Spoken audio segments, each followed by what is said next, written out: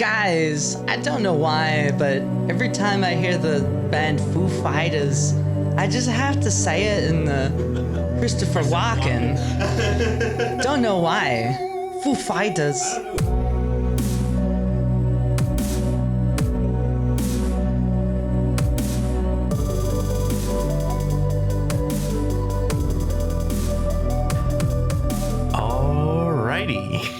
What is up, everybody? Welcome back to the Unfolding Revelation podcast series, produced in partnership with Wayfarers Christian Church and Mid-South Christian College. My name is Nick Griffin. I'm the lead pastor at Wayfarers Christian Church, and today I am joined in a new location than usual. If you are watching the video here, you're going to see we're not in our usual studio, but I am joined in a undisclosed other location today by our podcasting professor and Revelation superfan, Greg Waddell.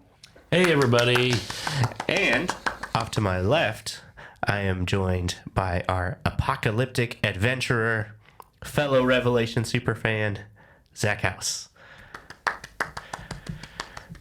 You gonna say hi to your mom? Oh, she knows. Hi, I'm just mom. kidding. Hey, Mom. You better straighten that out. I'm going to be in trouble, boy. I'm just kidding. She let me use her car for like the past 3 weeks. I had better, right? You better be nice. You better say hi to your mom. Thank you, Mom. Love Speaking you. of the last few weeks, if you've been following along with us, we have been on quite a break for a few weeks here. Just I got the Rona. I was down with COVID for a little bit. It's summertime. Greg and Zach have been adventuring all over the mountains and all kinds of different places. So it's been a few weeks. So as a little bit of a recap, just to give you guys an idea of where we are in the book of Revelation, last episode, several weeks ago, we covered Revelation chapter 6, where we were introduced to 7 seals and 4 horsemen. And we talked a little bit about a concept that was introduced in the very intro episodes of this podcast series, which is one that Greg has regularly referenced, which is that we think that Revelation is these cyclical stories. What did you call them? Prophetic parables. Prophetic parables. I liked that term. And the whole point being that they're supposed to be taken as sections that you understand, kind of together, and you get different symbolic clues to help you divide up those sections and understand them together. The only reason I'm saying this is to say sometimes we get really caught up in chapter divisions and we start thinking, well, you can't talk about that. That's in chapter 6. We're talking about chapter 7. The chapter divisions in all of the Bible a lot of times really are pretty arbitrary. They're not sometimes a chapter will split up a section that you're meant to understand them together. And in a lot of ways, especially me, because I think that this 7 seals together is one section. We are in chapter 7, but I think we are still in the same section that we covered with chapter 6. It's important to recognize that the chapters are not in the original manuscripts of the Bible. Right. They were added many centuries later. And they do help us quickly jump to a verse that we want to talk about. They're helpful, so we keep them in there. But I'm only saying that to say I think that we are still in the same section that we were in last time with chapter 6 with the 7 seals, but we're zooming in a little bit. We're gonna zoom in and pay attention to a specific section here. So why don't I read that chapter? You read and then last we'll time. jump in. It's all right. It's been a while. You want to read it, Zach? I do. Okay. Well, I'm let's so Zach read ready. it. So this is Revelation chapter 7. Okay. After this, I saw 4 angels standing at the 4 corners of the earth, holding back the 4 winds of the earth, so no wind could blow on the earth or on the sea or on any tree.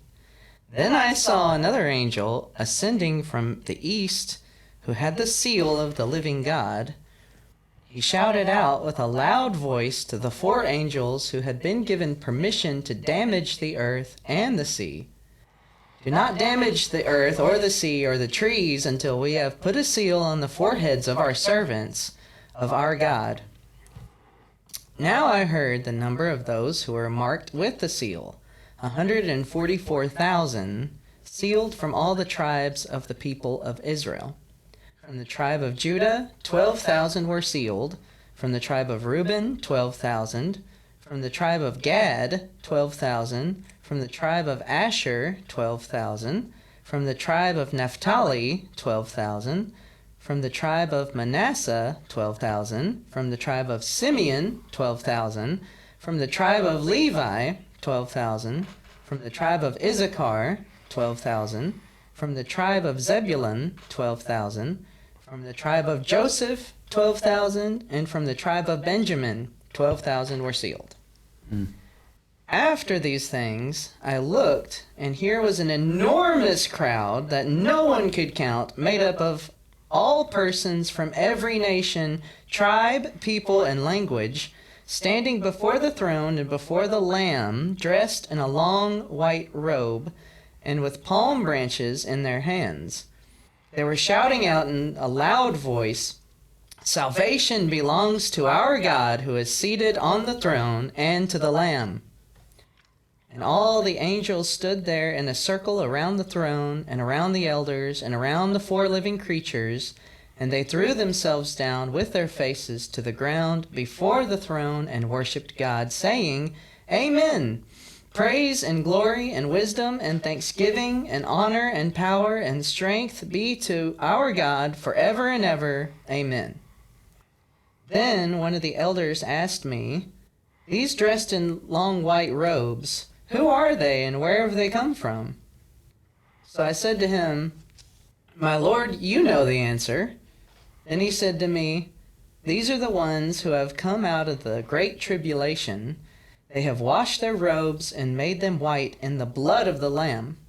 For this reason they are before the throne of God, and they serve him day and night in his temple, and the one seated on the throne will shelter them.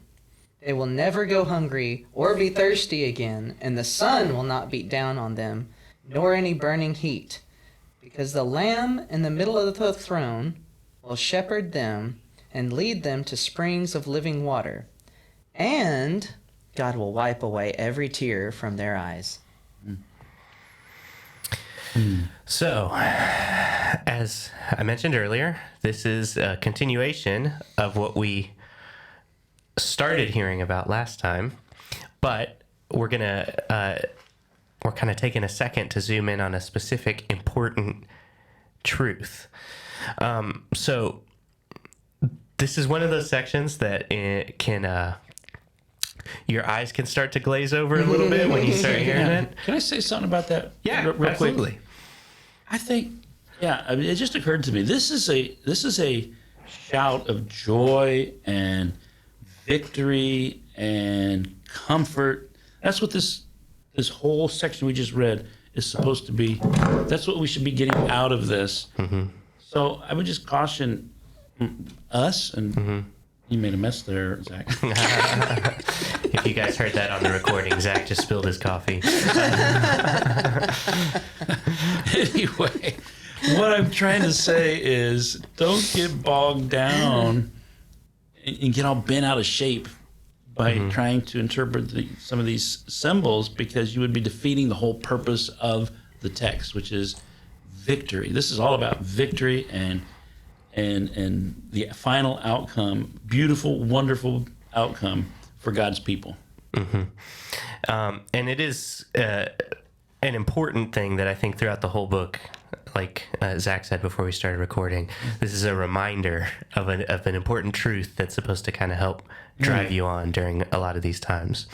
So the big thing everybody focuses on, it's even the chapter title in my Bible, 144,000 sealed. And it's a big number. And a lot of people have a lot to say about that number. Some of you may be familiar with a group called Jehovah's Witnesses. They made a really big deal about this number historically.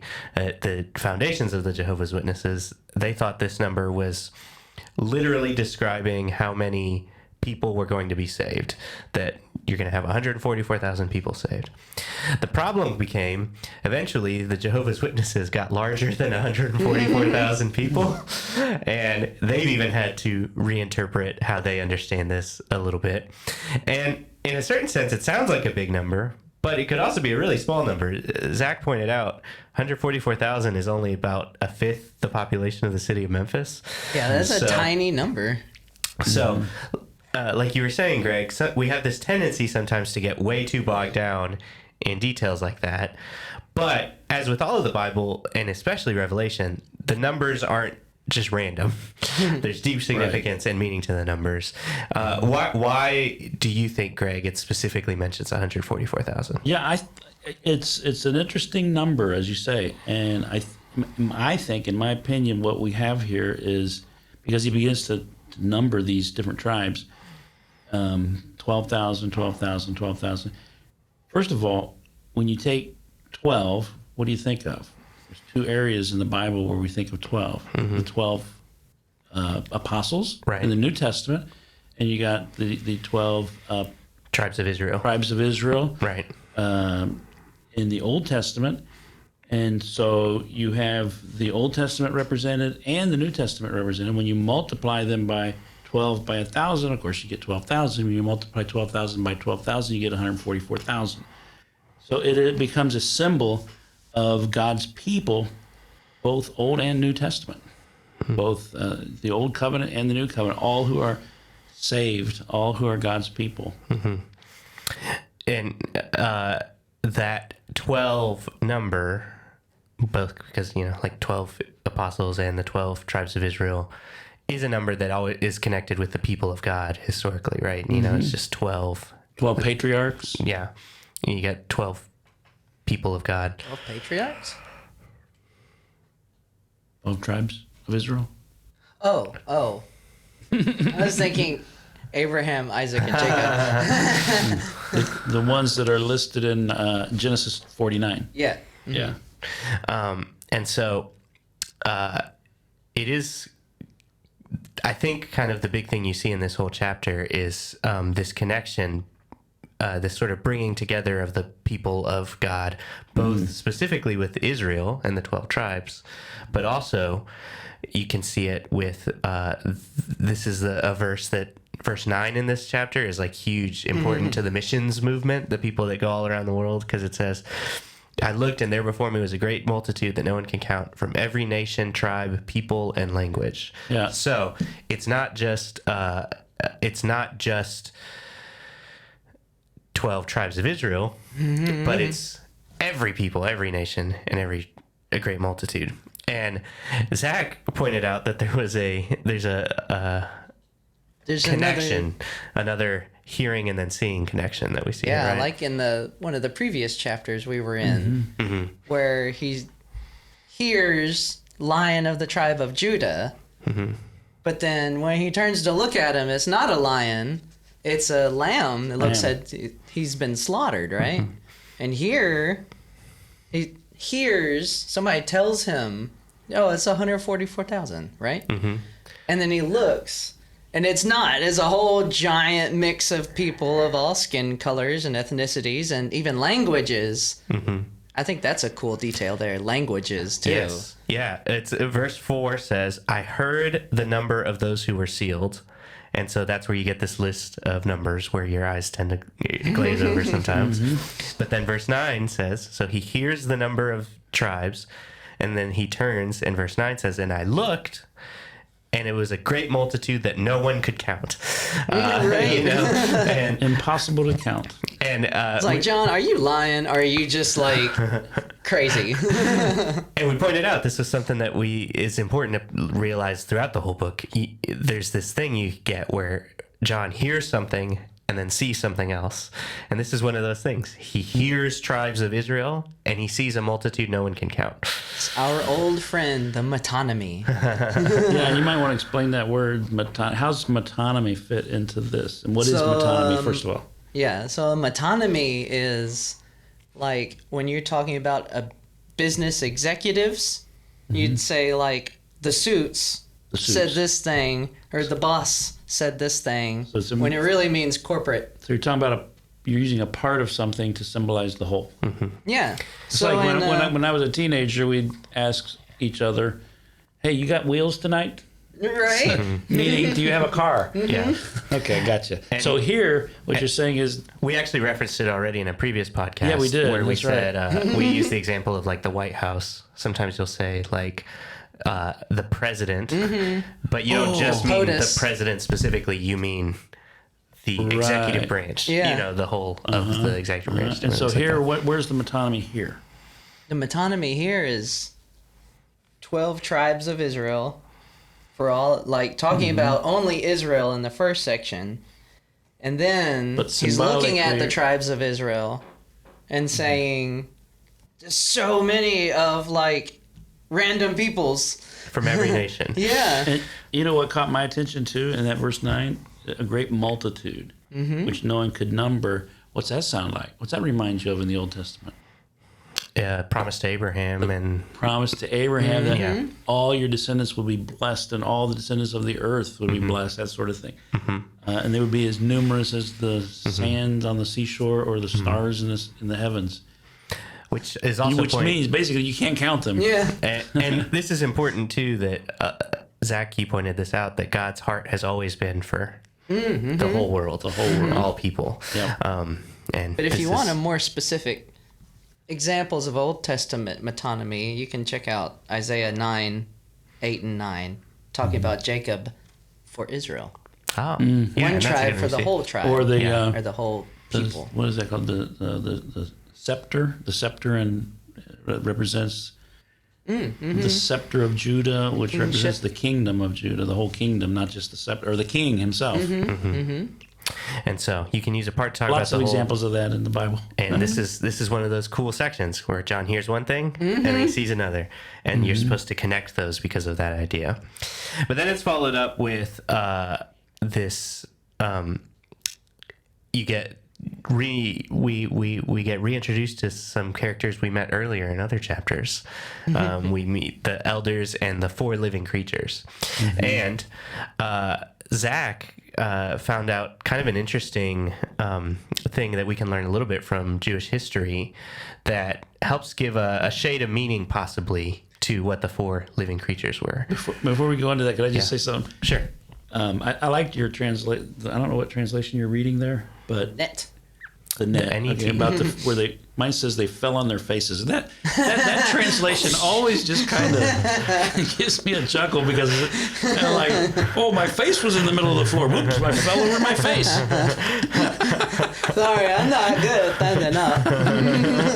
But your translation was a little different. How's it say it? Where was it? What verse? That's in verse 11. Or 11. me see. All the angels stood there in a circle around the throne and around the elders and the four living creatures, and they threw themselves down Yeah. with the faces to the ground. Yeah, that's probably what That they is- meant, what yes. it means. But It's like, oh, I mine- tripped. Oh, Mine sorry. also says they fell on their faces. So, oops, there's my face. yeah. Somebody didn't put away my face. And so, Kids, what are you doing with my face?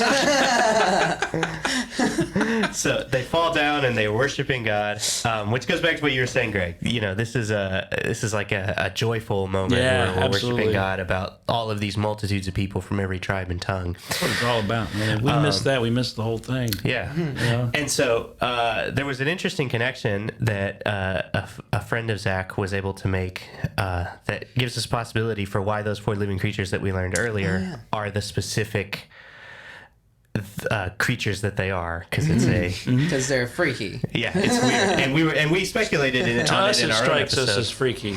But to the Jew at the time, it wouldn't. Right? Right, It would be so, normal. So tell us about what you found, Zach. So essentially, if you want to check out the extra history, it's Numbers 2. And that's one of the times where Moses is numbering the people to see how many they have for battle, right? And the way that the the chapter is listed for the numbering of the people is these 4 tribes are at the front of this whole caravan of people. God wants them all listed out in a grid. And if you're looking at the grid, there's going to be 4 tribes at the very front leading the way. yeah, so 3 rows of 4. Yeah. The 4 at the very front are, where was it?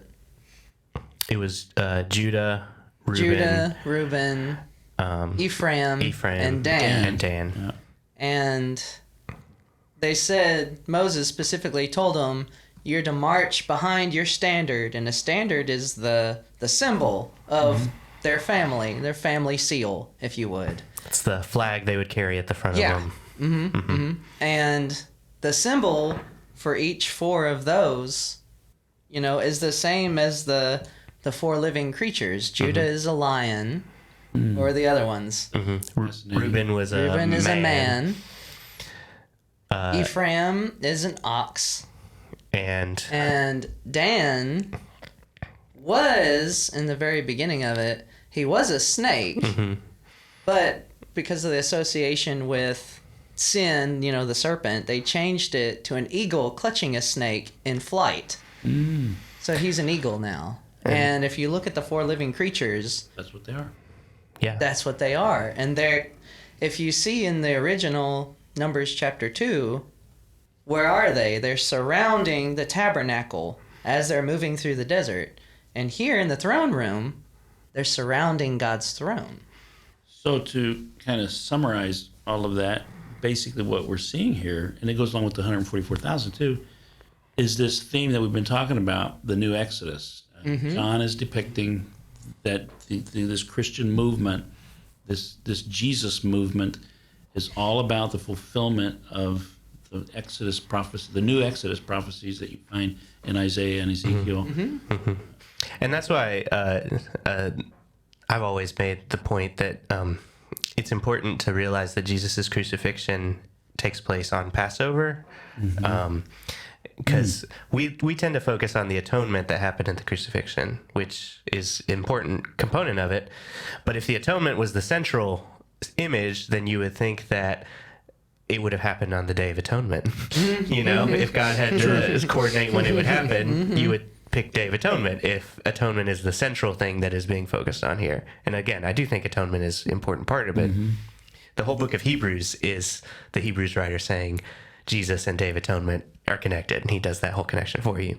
But it specifically happens on Passover, which is the beginning The of launching the Exodus. of the Exodus. Yes. Yep. And so, there's been this promise of a new Exodus, and Jesus is like People get inaugurating it. ready. Yeah. And so, this is why I love your point you made at the beginning here, Greg, too, that this is an exciting thing. This is like, this is awesome. I can almost feel what John must have felt like, You almost get that feeling as you're reading this.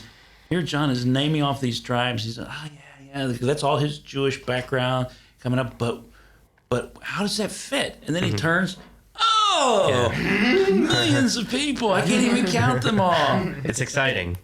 And so that's why I love these verses at the very end of the chapter that are famous verses for Revelation, where it says, they are before the throne of God, they serve him day and night in his temple, and he who sits on the throne will shelter them with his presence. This is so encouraging. Never again will they hunger, never again will they thirst. The sun will not beat down on them, nor any scorching heat. Man, that feels appropriate right now in Memphis. No kidding. Yeah, I just Something came degrees from outside right Vermont, so this is a huge change coming down. Man, why walk into an oven here? Welcome home. Yeah. And then the very last verse here. For the Lamb at the center of the throne, he will be their shepherd. He will lead them to springs of living water, and God will wipe away every tear from their eyes. And man, that sounds awesome. Everything about that, doesn't it? Absolutely. And I just want to point out here again, here's further evidence that you can't take the book of Revelation as some kind of chronological map of the future, as if each chapter precedes more close to the end of time as the previous chapter in a kind of chronological sort of way, because already right here we're talking about the end. This is the end right here, and it's the exact same wording that you find in chapter 21, verse 4. Yes, him wiping away every tear Wiping from away their every eyes. tear from their, and the living water. Yeah.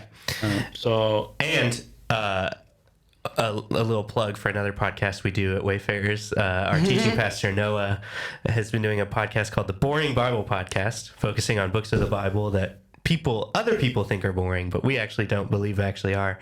And he's been focusing on Isaiah. And he was the first one to point out to me that God will wipe away every tear from their eyes. That's not original to Revelation.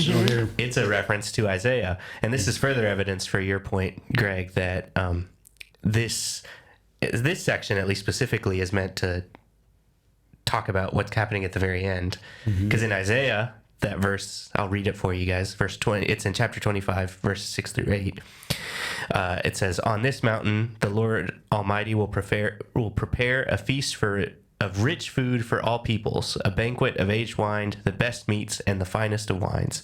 On this mountain he will destroy the shroud that enfolds all peoples, the sheet that covers all nations. He will swallow up death forever," which is a good, this is the end. Yeah. "The sovereign Lord will wipe away the tears from all their faces. He will remove his people's disgrace from all the earth. The Lord has spoken." Swallow up death forever. And the point being, I think regularly through Revelation, God is wanting us to look at keep your eye on the prize, sort of thing. Like, let's look at where all of this is going. Something just occurred to me when you said that. What's that? I remember we went hiking. My wife and I went hiking this past week in Vermont, and I'm not in the best shape for that. I tried to get myself ready, but I'm not quite there yet. But it was rough at times. And there was this one hike where I had in my mind what the end was going to be like. That's what kept me going. And I would ask people that were coming down, is it worth it? And they would say, "Oh yeah, it's worth it. It's really worth it." So I got the further I got, at first I'm looking around all the time looking for photos to take, right? But after you get that halfway mark, I'm like, I'm only looking at the next 5 feet in front of me. That's it. And then I got that's one image in my mind is what I'm seeing in front of me. But I got on the top of my mind, I got that final view that keeps me going. And that's what this is all about. It's about keeping that final view in mind because it's worth it. And I think that's to go back to what you said, Zach, about you think this is kind of a little bit of a let's zoom in on the end here a little bit, because you're going to need this motivation to get through. And that was because it's a great tribulation. This life is a great tribulation. But just the way I think about it, I do see it chronologically. So I don't know if you want to put this in or not. Lean closer to the mic, Okay. too. You see the book chronologically? Yeah. That's just my view. We'll change that. No, it's okay. You're allowed to be wrong. No. So the way I see these guys is they've washed their clothes in blood. And these are martyrs. Right. So they come out of it, not through it. Yeah. Like they are killed in this time of great tribulation. Yeah. Right. But it's not the end of history here. Yeah. And I'd say, like, the point of them is to say that, this is really heavy. This is really heavy. Like, but the point of it being is that this is the highest honor that Jesus can give, to the highest offering that you can give a God is your whole self. Oh, yeah. And so this is the highest honor he can give you. Yeah. Yeah. And I think the point being that regardless of how you're looking at where this comes, the lesson is still the same in some form or another, being that it's people from every tribe and nation and tongue, which is the goal that God has had all along. That's been his heart, from the very beginning. And it's the promises that God has had the whole time of like, I'm going to provide for you in some form or another. I would say it's cyclical, though. Definitely. I can't get past the idea that that this is talking, when he talked about the quote from, what verse was it? In Isaiah. In Isaiah, the defeat of death, the wiping away of every tear. Those are exact same words that we find at the end of the book of Revelation. So you can't really see any history after this. If this is already, death has been defeated, we're at the end. Anyway, we'll see as we go along. No, this is good.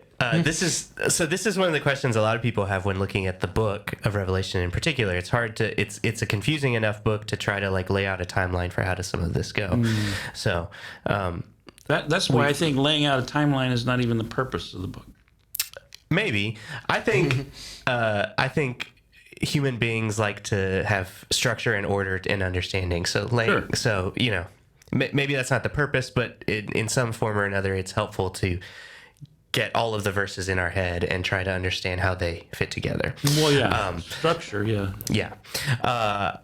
And so I like, it's fine, so some people can lay it out more one right after the other is the way that makes sense to them. And that's kind of what you're saying, Zach. So you don't think this is talking about the very end of everything. Oh, yeah. I think Greg and I are a little bit more convinced it is referencing some final future point, but the thing I just keep coming back to is the lessons are the same, regardless of where you end up with that one way or another. All right. Hey, everybody. Thanks for checking out this podcast episode. If you want to help us produce it and the other podcasts like it that we do at Wayfarers, I'd encourage you to visit us at wayfarerscc.com/give. I also want to give a shout out to Mid-South Christian College. Myself and our podcasting professor, Greg Waddell, are professors at the school. And if you want to learn more about the Bible, prepare yourself for ministry, Mid-South is one of the best places to do it. Check it out at midsouthchristian.edu. Thanks.